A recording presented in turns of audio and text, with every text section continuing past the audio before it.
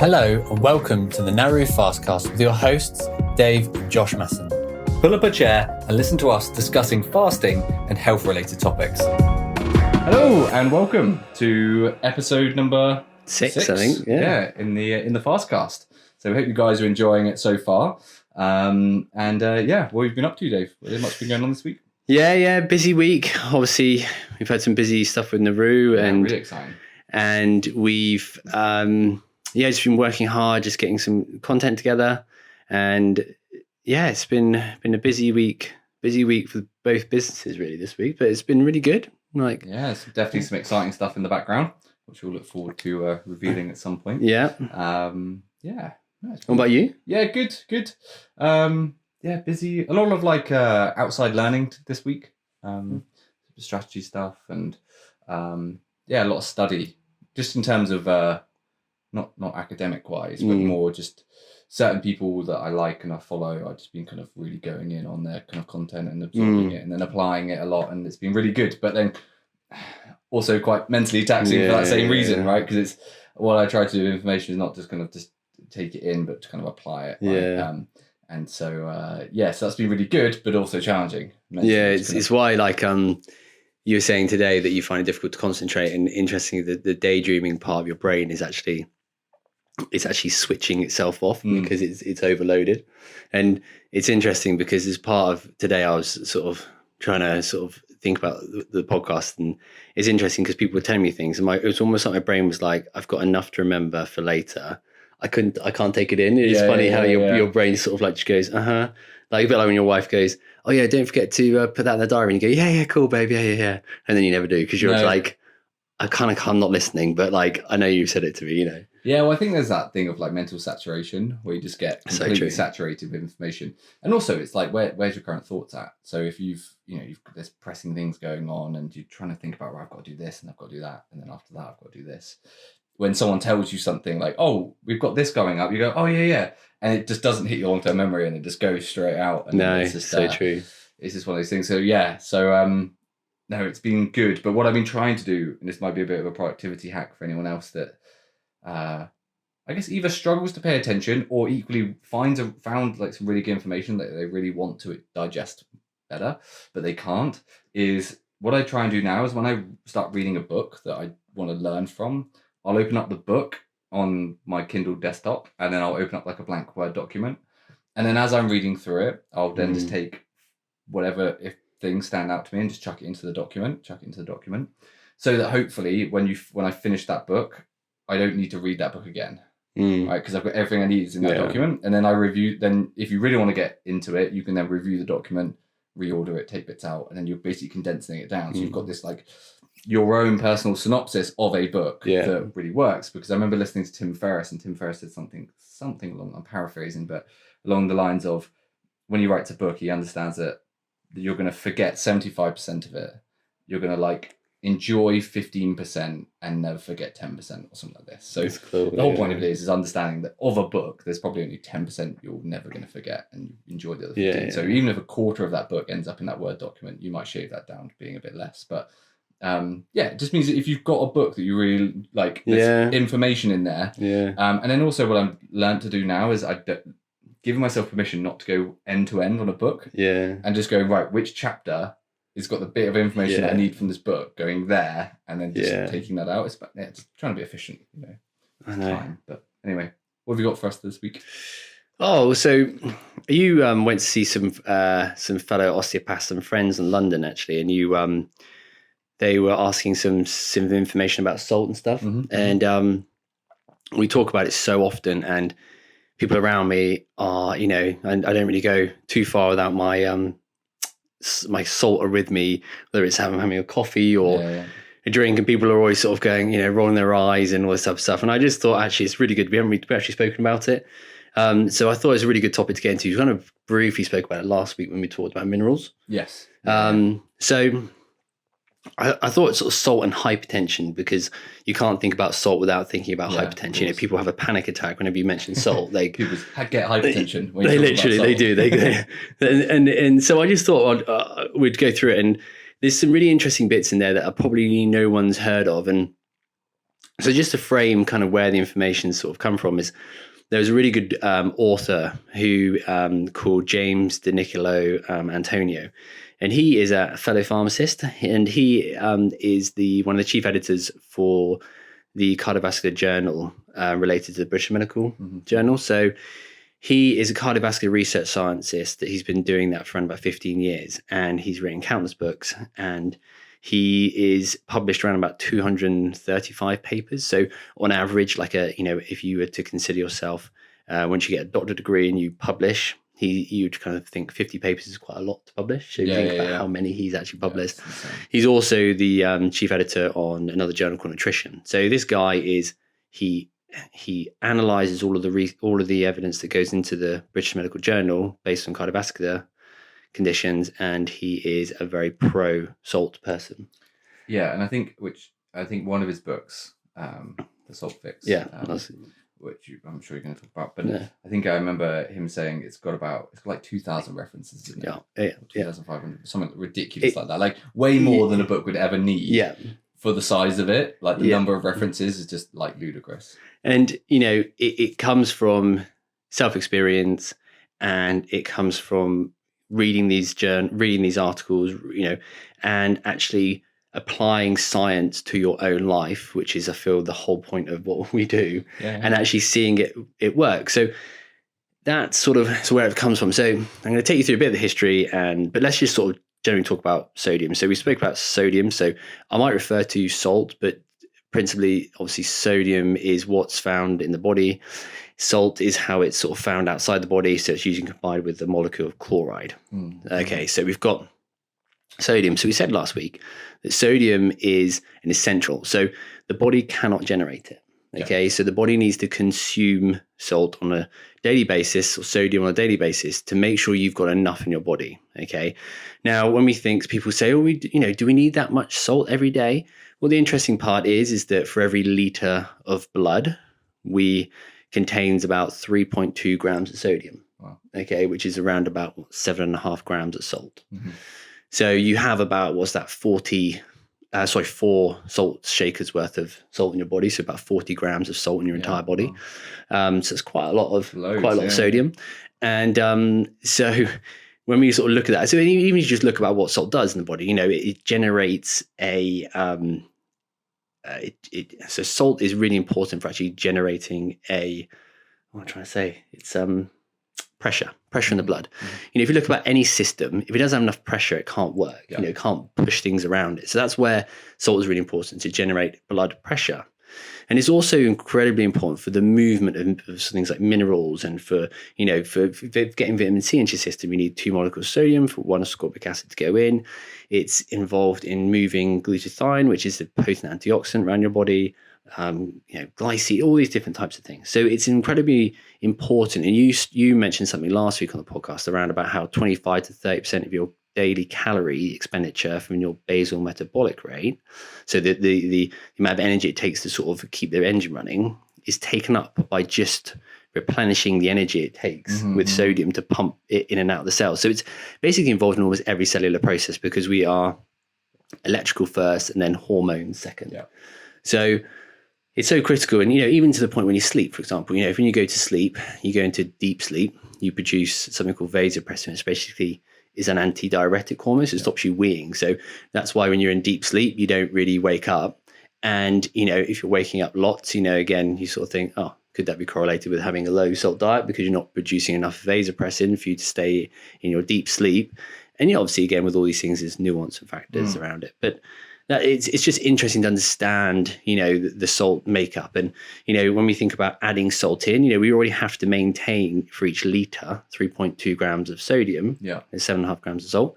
And our kidneys are dealing with around about 150 times the volume of salt we should be adding every day. That's crazy. And not to mention that when we ingest more salt, the transient rise in blood pressure should really be dealt with in about 75 minutes of ingestion. So when we look at a state of hypertension, so consistent high blood pressure, it isn't a normal physiological state to be in. No, not at all. And it's replicated, in courage and in stress. So in moments of courage, you get high blood pressure. In moments of stress, you get high blood pressure.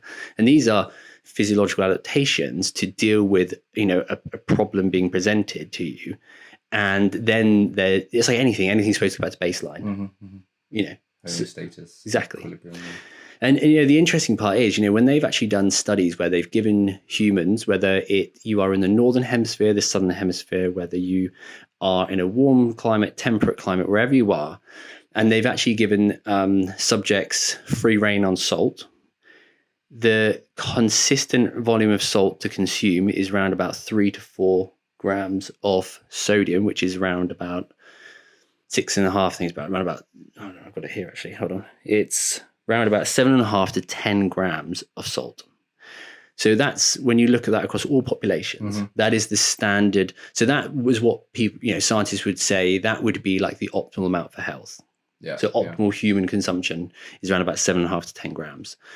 And what's interesting, it's like a bell-shaped curve. So like anything, anything too little of something's not good, too much of too something's too bad. So when they look at it with salt, you've got that window of, 7.5 to 10 grams. And then if you start going above that, it's detrimental, affects your health. If you go below that, it's detrimental. But the interesting part is when they look at it on a cardiovascular risk, we'll get to this in a minute, it's fascinating because a low salt diet has a 40% increase in cardiovascular risk. But having too much salt only has a 20% increase in cardiovascular risk. Okay. So you kind of go, well, that's actually pretty crazy. Yeah. Do you see what I mean? So is that in healthy people? Yes, I think so. Yeah. And again, there's a reason why this becomes correlated, and we'll kind of like go through this in a minute. So again, we talked about applying science. So when I was fasting lots, you were the one that said to me, have you tried adding more sodium in your diet? And obviously being a pharmacist, being in the NHS, I was like, well, obviously no, because it's not very good for you. But when you're fasting, you can't really control the volume of salt that you lose, and we'll get onto why in a minute. And exercise, and I used to drink a lot of coffee and caffeine, and one of the things that sort of with the human body we kind of think about it's a bit like when you think about savings. If you've got 30 pounds coming in and you've got 10 pounds going out, then you're going to save 20 pounds.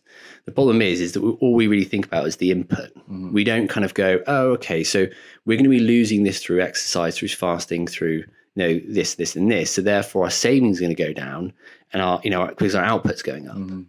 And this is where I got what was going wrong. And I was having heart palpitations, and I was thinking, oh my gosh, I went to see the GP. I spoke to my cardiologist about it, and they were like, no, there's nothing. I wore 24-hour tracers, and it was going on for quite some time. And I was thinking, this is just not normal. And ended up just realizing that my palpitations was because I was having about 5 cups of coffee a day, exercising and not adding any salt, and fasting. As soon as I did that, everything started changing. And adding salt, you mean? Yeah, adding salt into my diet. And that was like my first step of going, okay, well, maybe there is something in this. And maybe actually a lot of people I see having some similar problems, maybe they need to add more salt in. And I think this is... It's also not typically your first thought, right? Particularly if someone like yourself who, coming from that biomedical background, but also someone with a history of heart problems. Yeah.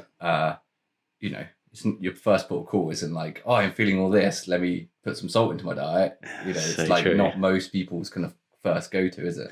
No, and there is also, because you're so indoctrinated into thinking like that way, you kind of, you do it and you felt guilty. You go, I'll do a little bit. And then when you do a lot, you're like, oh, I feel loads better.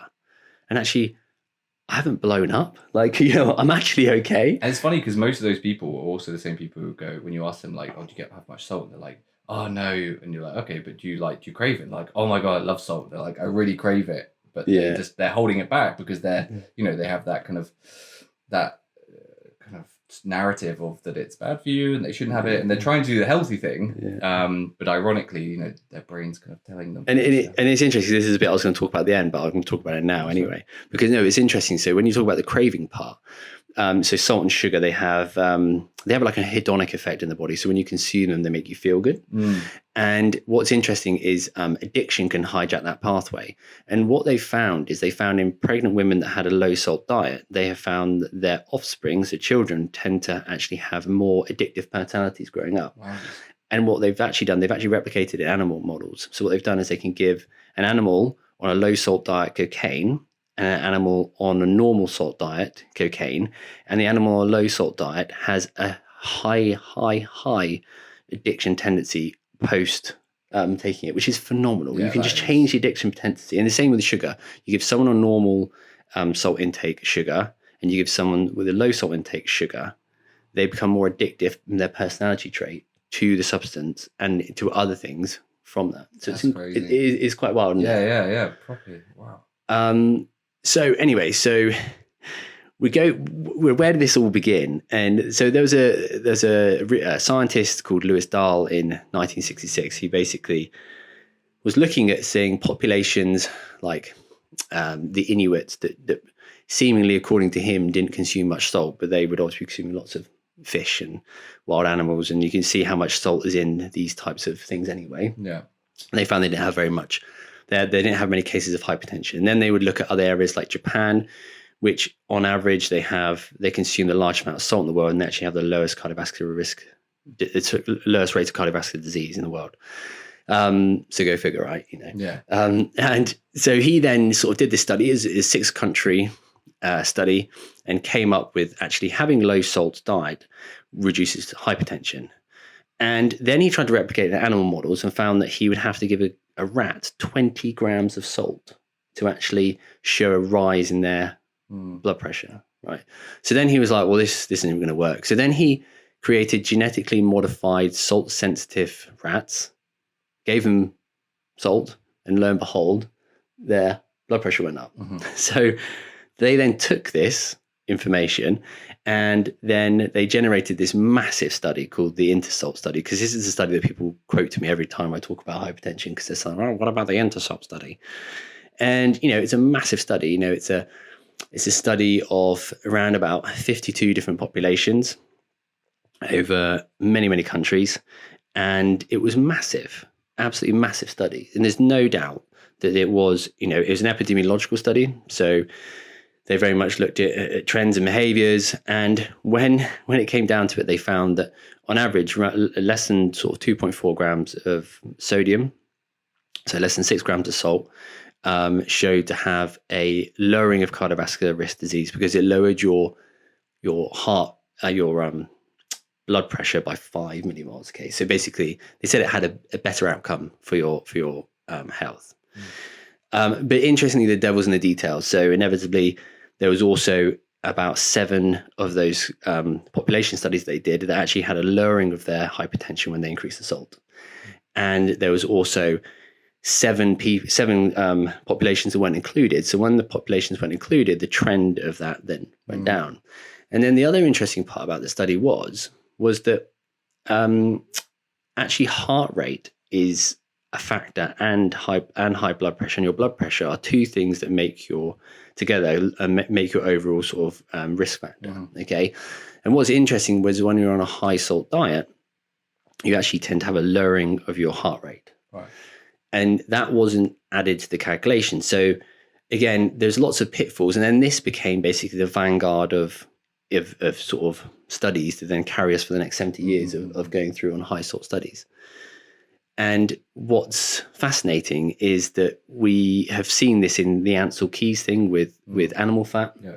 And we've also, the way that this researcher vinylize animal fat, and we're now sort of coming around to thinking actually saturated fats aren't so bad for you, and actually the omega-6 seed oils that we were sort of told to have by the bucket load, your sunflower oils and things like this, are actually horrifically bad for us. Mm-hmm.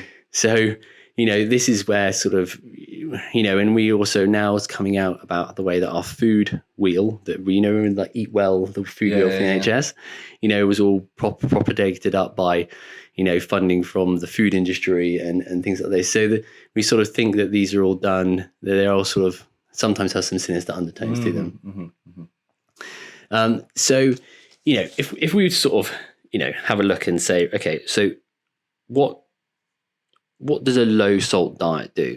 Okay, and we said last week about low salt diet causing an increase in our insulin. And that's something that happens because insulin triggers the kidney to retain salt. Okay, now this isn't going to get too sciencey, but this is where it is interesting. So we know that obviously having higher amounts of insulin around your body means that your body is going to be ready to pack away carbohydrates and energy because it's a storage, it's a pro-growth hormone. So it is horrific for your health to have lots of high insulin running around your body. Okay. It also raises hormones, so like noradrenaline and cortisol, and it also increases something called aldosterone, which again tells the kidney to retain salt. Now, interestingly, that when they look at this, so when they do like an oral glucose tolerance test, so this is basically where if a doctor thought you were diabetic, you go to the doctor in the morning without eating anything, and they'd give you 75 grams of carbohydrate, like glucose, around about that much, and then they wait 2 hours and they will test how your body's responded. So they'll look at the shape of the curve. You know, if your curve's very short, brilliant. If it's long, it means you cannot deal with glucose very well. So it's a bigger chance you're insulin resistant. Okay. And what they actually found is that area under the curve was increased 50% on a low salt diet. Wow. So actually a low salt diet is just as bad for your insulin levels as having a high sugar diet. High sugar. Wow, that's insane.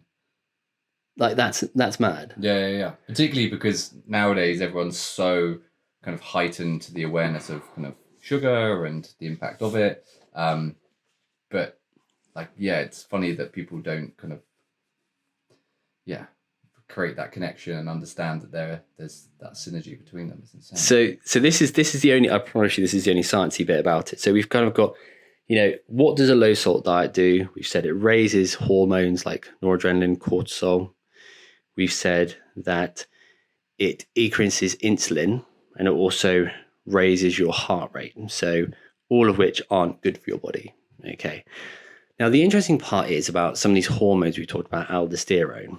Now, low salt diet, okay, causes an increase in this stuff, okay, and it's done by like a chain reaction, okay. So you have angiotensinogen, okay, and then it goes down to angiotensin 1, then down to angiotensin 2, okay. And this thing here is fascinating because it causes the blood vessels to constrict, okay, and it also tells our kidney to start retaining fluid and salt, right?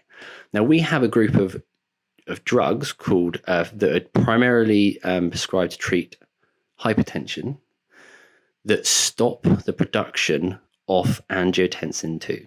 Right.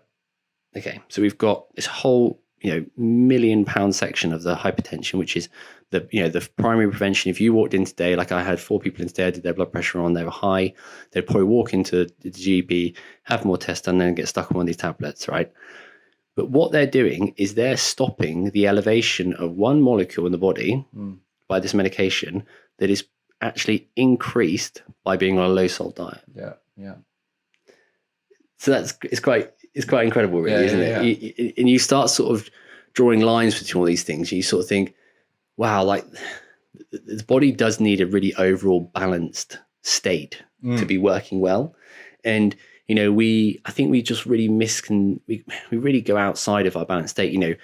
I've worked all day, I've come here, we'll be here late, had coffee, exercised, done something stressful. And we don't really give the body time very often, do we, to recover? We were just talking about this earlier, weren't we? And I think sometimes we put our body in these states and then we sort of wonder why they keep going wrong, So we were sort of saying that what really then leads to this high blood pressure state that we've got, because people say, well, then what's causing it? As we said, high amounts of insulin, high amounts of cortisol, and high amounts of these sort of hormones that are being produced, which, kind of, when you look at it, they say that potentially 50% of blood pressure cases could be corrected by increasing their sodium intake. Wow. Yeah, that's insane. So then people would say, oh, well, isn't there a subsection of people that are salt sensitive? Okay. So when they actually look at it, so around 25% of people that are diagnosed with hypertension are salt sensitive hypertension. Okay. But that doesn't always correlate with the salt intake, because if you think about it, we were talking earlier about what causes the kidney to retain salt and water. Okay, is insulin. Yeah. Now, what is a big problem in our society at the moment? Diabetes. Yeah. what's diabetes characteristic of? High sugar, high insulin in the blood. So when you think about this, you kind of think, okay, so actually, are we just addressing the issue of the sodium rather than the physiological problem going on underneath in the body that's causing the retention of the sodium, retention of the water, and artificially causing this to be in excess constantly all the time? We're constantly eating, we're constantly digesting sugary carbohydrate foods all the time. So that I just thought was really interesting. Yeah, no, really interesting. And I think it's that kind of thing where it's about understanding, like, salt in of itself can increase like your like blood pressure, right? But it's like, what ends up happening is people just strip it down to like 1 + 1 = 2. So true. And so what ends up, what I remember them talking about is that the idea existed before any of the systematic literature reviews did. So that this idea of the concept of it, and it's what happens is when you create hypotheses devoid of any of the nuances around why it is that molecule could cause that to happen in the body, no one takes into account that. So what they do is they look at it from that reductionist approach of being like, well, this molecule here does this and it can cause this, and therefore, and they take that and extrapolate out to the population without understanding the individual nuance of, okay, it does have the capacity to do it, but maybe it's only the capacity to do it under these circumstances because the body is so good at self-regulating. If it notices that pressure, it has a natural system that it will, dump itself from the kidneys, get rid of it. But if there is something hindering that natural process of homeostasis, then you are going to get pathology as a result of it. And what no one's looking at is they're just going, oh, well, 1 + 1 = 2, but not realizing the nuance around the way in which the body tries to structure and balance itself. And if we're continually inputting things that disrupt that balance over time, you're going to continually become more and more unbalanced, right? And it's not the body's fault. It's like, we just need to be looking at these things from a broader scope and actually take, like, I bet there's so many people who hopefully are listening to this that didn't know the relationship between sugar, insulin, sodium, high blood pressure, right? Because why would you? And, a bit like with Dad, one of the first things we said to him was, when he got rid of his diabetes, we were sort of saying, don't forget to increase your salt up, and there is reasons behind that. And, when you also, and the thing that people always say to me is, well, we've never eaten this much food that contains salt in it. And we actually used to, consume over the last 300,000 years about 2 to 10 times the volume of salt that we consume today. Okay. And, my water at home comes from a spring. And when we have to do analysis on it every few years, check that there's no impurities in it. And it is absolutely littered with minerals. The average drinking water now has 1 to 2 millimoles of salt. And this is absolutely riddled with every single trace mineral you can imagine. We would also be consuming, brackish water. So that's water that's mixed with sort of in like an estuary type of thing. And then you also look at nose to tail eating. So when the food we're eating these days, a supermarket meat is hung up for, say, like 3 weeks. And when we get it, it's completely devoid of carbohydrate. For example, 24 to 48 hours after, the glycogen in the muscle meat is starts to go. Whereas if you'd cooked it and eaten it fresh, you imagine we're saying in a human, which is similar to sort of most animals as well, we have 3.6 grams of salt in the blood. Now you imagine how fresh and how much blood would be in that meat when we were eating it. And the same thing is the amount of carbohydrate we would get from the meat beforehand. Liver would just be one big dump. And same with the muscle mass, all the glycogen that's in the muscle, when it was so fresh, we would consume it very differently. There's a interesting tribe that in Africa that basically spend 6 weeks at a time following herds around. And what they basically do is they can bind blood from just putting a little arrow into the neck of a cow and with milk, and that's all they eat. And then they obviously forage as they go around.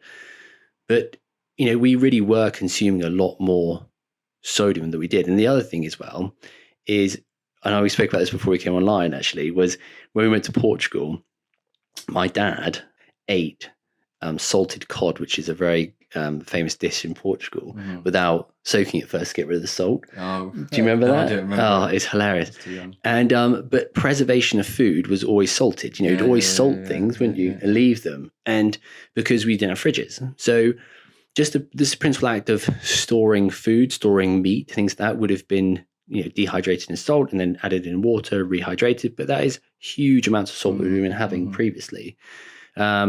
that we wouldn't be having now. Now, obviously, this is the fast cast, so I'm going to talk about fasting just briefly. But when we fast, obviously, the whole point is that this is not just fasting. This is paleo, keto, low carb diets. That principally what we want to do is we want to reduce down the level of insulin in our blood, and also reduce down the amount of carbohydrate or the amount of glucose in our blood for a period of time. Now, obviously, one of the key drivers for retaining sodium is insulin. So when you go into a fasted state, you're not consuming any carbohydrates or calories, so you won't be producing insulin.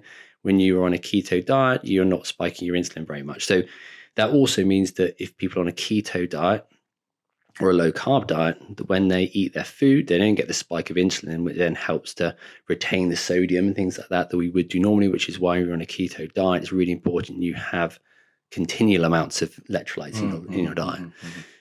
So, it's one of these things that we keep losing. As we said, it's an essential mineral. So we need to keep putting it back into the body. So on the average, they reckon that you can lose about 1.5 grams of sodium a day when you fast, which is around about 3.75 grams of salt. Yeah. So we were talking earlier, 7.5 grams to 10 grams is the optimal amount for a human. But what we're saying is this is just loss. So this isn't about that equation we were talking about earlier. This is not what you're putting in. We're talking about how much you're having to draw out of your savings. And this is before you start. So this is before you add caffeine in. If you had 4 cups of coffee, which I've had today, which is half a teaspoon of salt, you've lost. If you're doing vigorous exercise and things like that, you can lose, in the first hour of exercise at ambient temperature, you lose about 2.5 grams of salt. Yeah. If you're doing an hour's exercise. So you can see if these things stack, then you can see how induction of a low salt diet can actually be seemingly quite easy to do. And again, if you're eating a whole food diet, if you're eating food from scratch and you're not eating processed food, then where are you going to be getting your salt from? Yeah, it's even harder. Because as I was saying about the type of meat that we're having, the vegetables don't have any salt in it. If you're not salting to flavor, or you're not adding it into water, you're not getting an electrolyte mix or anything like that in, then where are you getting it in? And as we said before, a low salt diet has the same influence on your insulin as a high sugar diet. So it's massively important. And so just to sort of finish off here, there's a really interesting correlation with exercise, which I think we should leave for another podcast, because it is absolutely fascinating. But one of the interesting parts is, and this is the sort of the final little bit about it, is where when people get older, a lot of people elderly people tend to get sort of what they call it age-related diabetes. And what they're actually realizing now, that potentially it could be related to a reduction in blood flow. So in the first couple episodes, I've spoken a lot about how muscle mass is important, and how your skeletal muscle mass helps to draw out 70% of your blood glucose. So what they're actually saying is that if you think about it from a kind of blood point of view, if you've got less blood flow to the muscles, then you're going to have less chance as the blood goes through there for the muscles to pick out the glucose. And not only that there's less blood flow to the liver. And the liver helps to actually break down and remove insulin from the body. So once it's done its job, it actually removes it. So if you've got less flow to the muscles, it helps to take the glucose out. You have less blood flow to the liver that helps remove the insulin. You can see how these are, again, another stacking problem that we have with being on a low salt diet. Yeah. So again, just for... We're not saying going out and stopping your hypertensive medication and go and dump a load of salt into your diet. But what we're saying is that just maybe it's worth readdressing if you're doing fasting, or you have your hypertension is increasing. Take your blood pressure, try introducing new things. If you're going on one trajectory, make a change. Yeah, for sure. And I think there's like a few nuances around in terms of application that people can do as well. It's you don't have to just nail down a load of salt. Like you can dissolve some in water if you want to. Sometimes I just put it in my mouth and just shot it down because I'd rather just get it over with. It is more ionically charged in water, so it will be more bioavailable than just sprinkling on your food, so you won't get quite as much. So favour putting it into some sort of liquid or water. But equally, if you don't want to do that and that's a bit more extreme, or is still a little bit tentative or nervous about that, then picking saltier foods like olives and all those kind of things, like certain preserved foods are really high in salt. And so like picking those and just eating those will help with that process of gradually introducing yourself back into salt. Yeah, and again, that's why they sort of come back. They do sort of a full circle really with it, which is quite interesting. With the Mediterranean diet, they talk about two things. One is that there's a lot of pickled foods. Yeah. And therefore we've mentioned on the podcast before about having, if you have an acidic drink or acidic food before you consume carbohydrate, you reduce down the volume of carbohydrate you get by 40 to 50%. So tick for Mediterranean diet. The other thing is olives, capers, anchovies, fish, they're all high salt. So, again, balsamic vinegar and oil and bread, the balsamic vinegar causes a 40% reduction in the carbohydrate absorption from the bread. Because people always say, so how the Mediterranean diet, they do tend to eat quite a lot of carbs.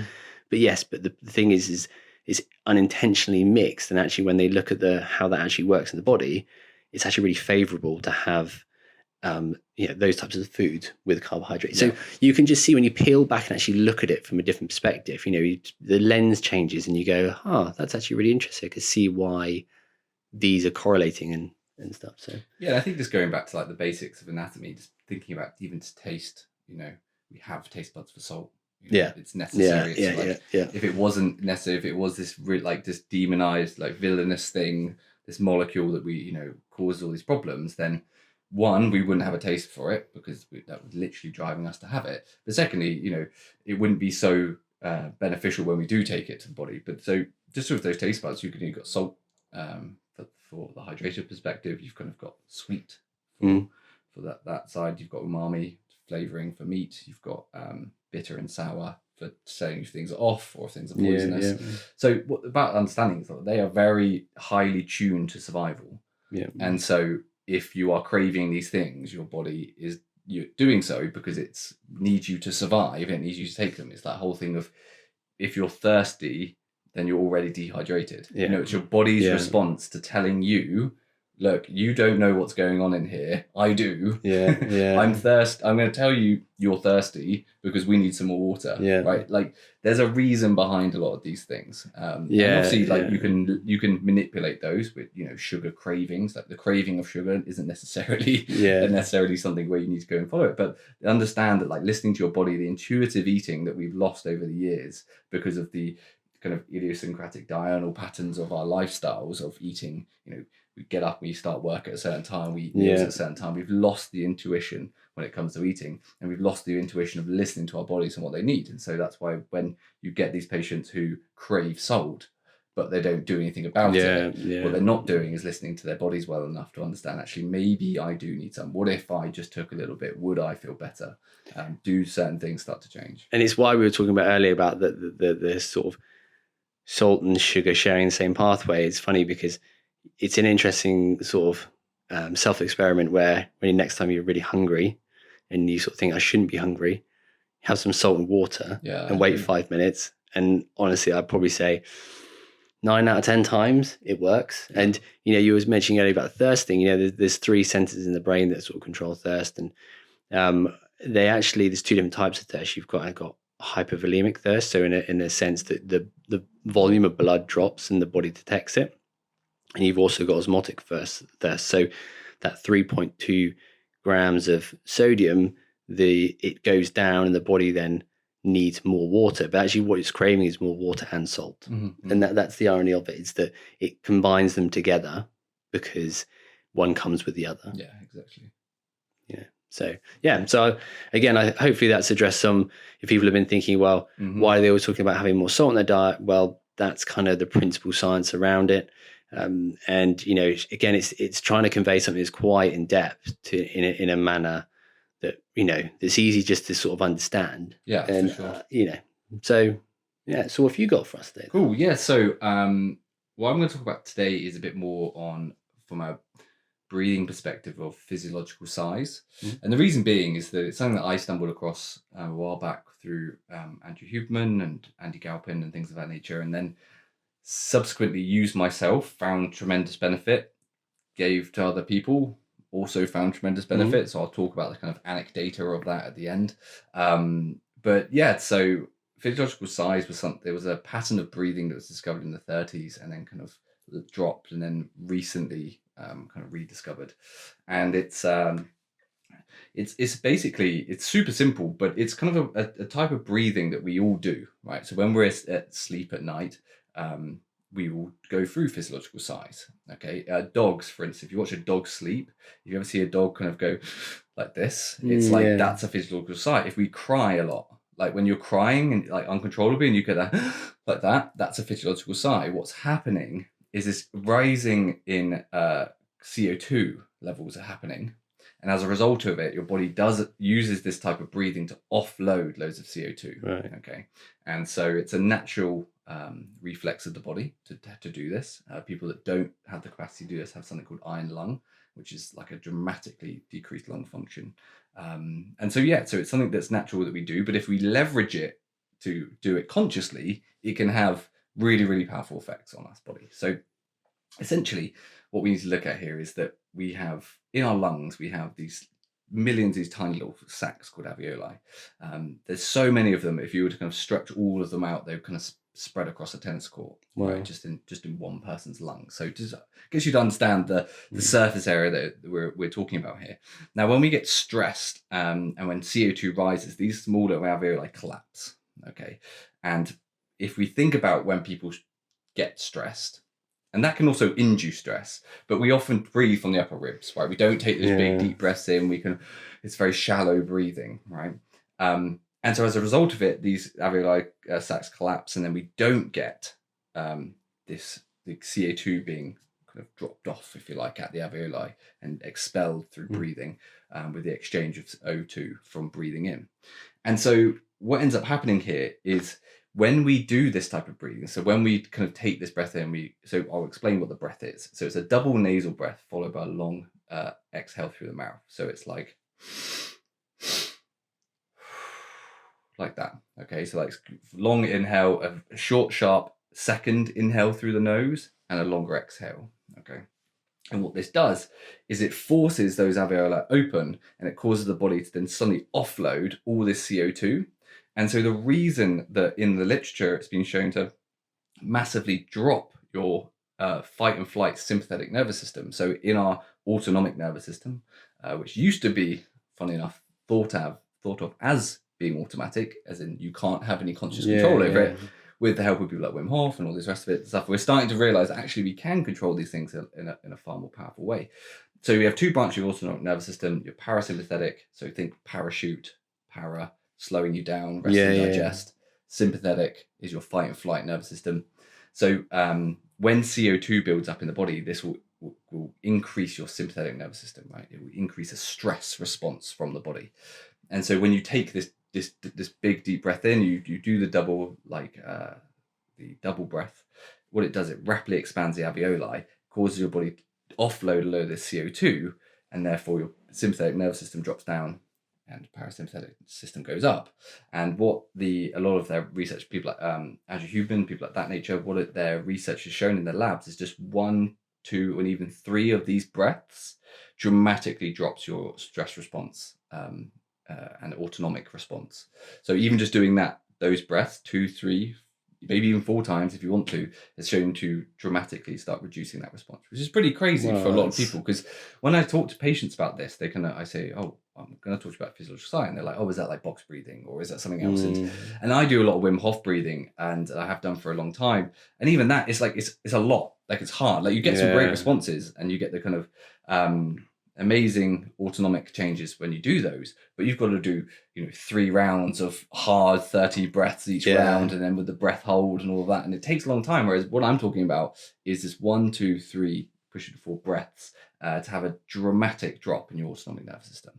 Okay, so the reason this is also really interesting, and the reason one of the mechanisms behind which this works, a lot of people hear about heart rate variability these days. So a lot of watches like you've got on, things of that nature, will map your heart rate variability. And what this is looking at is, for most people, use this as a metric of things like recovery and how well you slept and things of that nature.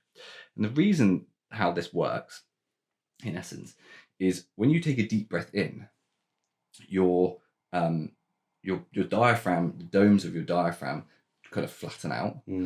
your lung volume increases, and as a result of that, your heart actually expands. Right now, because you're at that heart expanding and that pressure, that blood pressure dropping, sends a signal to your brain that goes, oh gosh, like, you know, it's expanding, it's dropping, to speed up. Right, so it's why inhalation of things will cause a sympathetic response to the body, a fight and flight more response. So that's why if you constantly get stuck in this like hyperventilation, you're continually expanding those lungs, you're continually expanding that heart, dropping that blood, and the brain is going, whoa, we don't want to be doing this, and it's causing a stress response. So am I right in saying that that when you breathe out is when your heart obviously has the blood supply to itself, the coronary heart.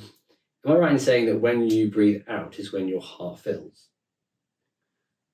It can do. Yeah. But so that's when your heart rate goes up and you're in a sympathetic state. Yeah. I don't know if it's more, I don't know if it's the filling side, okay. Entirely, and if it is, I probably just don't know, if I'm honest. But I think it's more around, this is more around like the sympathetic and parasympathetic actions of the heart versus like, because the diaphragm will act as a draw, right? Because this inferior vena cava poking up through the diaphragm, then straight into the heart, because the heart kind of sits on your diaphragm. So as you breathe, there will be a suction element of the diaphragm to help draw blood up through into it. But I don't know exactly from that perspective. But yeah, so essentially what's happening there is when you breathe in and out, that's why you get these massive spikes in either parasympathetic or sympathetic activation. And so what your watch is doing is your watch is mapping that variability with heart rate, but through using your breathing rate. And it's why a lot of watches, when you look at them, they will map your kind of both your breath and your heart rate and things of that nature to kind of come up with that score. So the reason that I find this really fascinating is, and that's called a respiratory sinus arrhythmia. So that's what you're looking at there, the heart rate variability of it going up and down based on that. So the other thing that I think is really interesting here is when I've used this from a practical application, like with patients and things. So just a few anecdotes here. I'm kind of going away from more of the literature side of things and just into what I've experienced with this. I do like 10 of them before I go to bed every night. For no real reason. I just think that that's the point in which I want to drop my sympathetic nervous system, want to engage my parasympathetic nervous system. And so as a result of it, I think it's like beneficial for me to do it. And if you listen to people like Andrew Huberman and Professor Andrew Galpin and people like that, they actually talk about not just using this in stressful times, but actually using it throughout the day to slowly turn the dial down on stress. So most people will go like, oh, I feel stressed, let me go do my breathing. But what they talk about is it's like, well, that's great to do, but also if you're going into a stressful meeting, take a few breaths, physiological sighs. If you're coming out of a stressful meeting, phone call, do the physiological sighs. If you've just done a training session in the gym, do a few of these sighs. And the reason it's important after your gym session is because exercise is a stressor on the body, and therefore you're going to raise your levels of kind of adrenaline and things of that nature. And if you don't do anything to drop that level of adrenaline, it's why you'll ride the wave of it throughout after a workout throughout the day, and it can likely lead to less energy as you go out through the day, because you get this kind of adrenal kicking out of adrenaline, which is going to kind of burn out. And as a result of it, whereas if you after working out, just take a bit of time to do some of these breaths, what you're going to do is drop your adrenaline and cortisol levels, and that's going to allow that tapering off so you can potentially have better energy levels later on down the line. And I see this all the time in my clinic.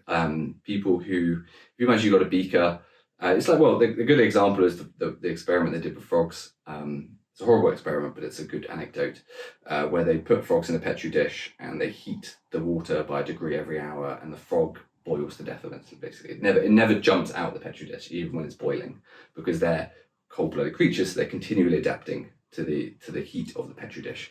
And so it's an analogy for stress, whereby it's not until we hit that boiling point do we really know that actually it's building up every degree an hour.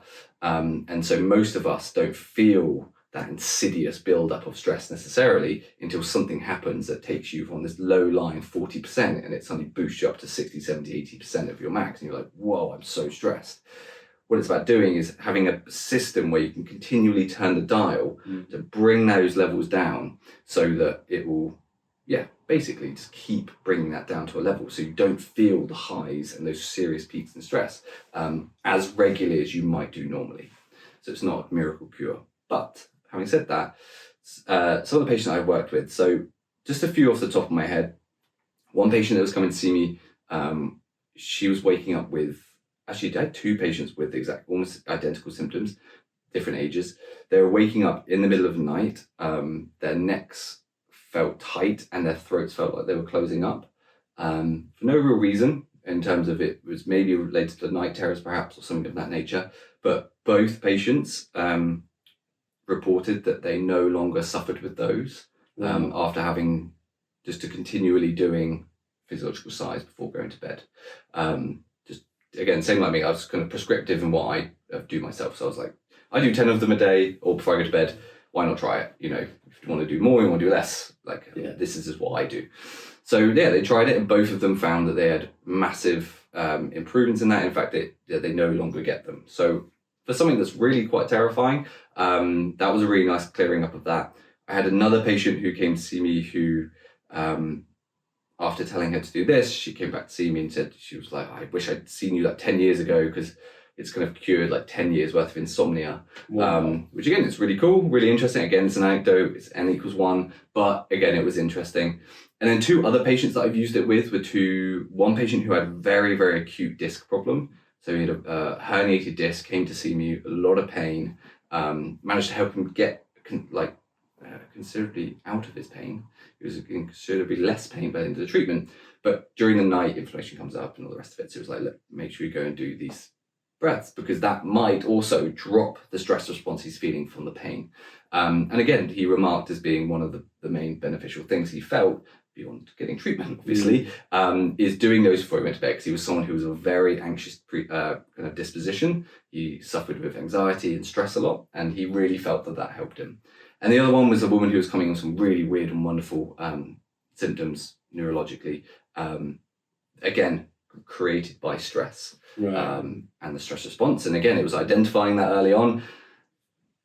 She responded well to treatment, but again, came back and remarked how important and powerful the breathing was for her in keeping the symptoms at bay, and then particularly in the night. And then she, like all the others, continued to use it throughout the day if they needed it. So, I don't want to get into the weeds of this too much in terms of anatomy physiology when it comes to the breathing stuff, just because I don't think it's necessary.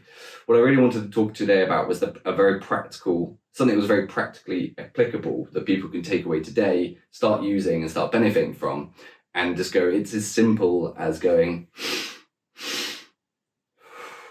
and it's, if you can just do that, and it sounds really trivial, and I have to kind of explain this to people, being like, I know it sounds easy and it's simple, but it's kind of a natural reflex of the body. And I always like to go back to that. I think it's why I stopped on it at the end of yours, being about like the whole taste bud thing. Like, this already exists in the body. You're just leveraging it more consistently than having to be upset or anything of that nature. And you're using it throughout your day to keep dropping that nervous system. And I think that's something that if someone else can benefit from that, who maybe suffers with poor sleep, loads of stress, I mean, who isn't, and it's free. Stress. It's free, exactly. It's easy to understand, it's easy to implement. And, you can come away from a confrontation, or you can go into a confrontation and, like you said, simply just go to the loo, sit on the toilet, do that, or walk outside, between going and grabbing a coffee, or stand there while the kettlebells and do it. You can, before you turn around and answer to your kids or answer to your wife about something, you can do it. It's so easy. It's great. Yeah. So I think give that a go. It's just one of those things that works for me. It's helped some other people that I know, and hopefully it helps you. And I think generally we were talking about earlier on. I think this is what's kind of sparked it for me, of working hard, being very active, doing all the rest of the things that we do, being mindful of, you can't always have these, wonderful esoteric things you go and do. Like you can't go and get lovely massages all the Yeah. time and go to meditation Yeah. classes and go to yoga classes and go to retreats or go on holiday or any of these kind of things. So it's about trying to find like things that you can do in your day that continually turn the dial down so you can show up better and you can show up more present and you don't hit burnout, you get ill less often. Like, do you know what I mean? All those different things where it's 100%. like, there's some really easy, simple things you can do, and this is one of them. So give it a go. That's great. Well, thanks so much for tuning in to episode 6 of the Narrow Fastcast. We always end on saying that we've got our 30-day, 28-day fasting challenge to go and do. There's a link in the bio at the end, so please go down and check it out. It's absolutely fantastic. And we really cannot wait to see you here for episode 7. Cool. Thank you.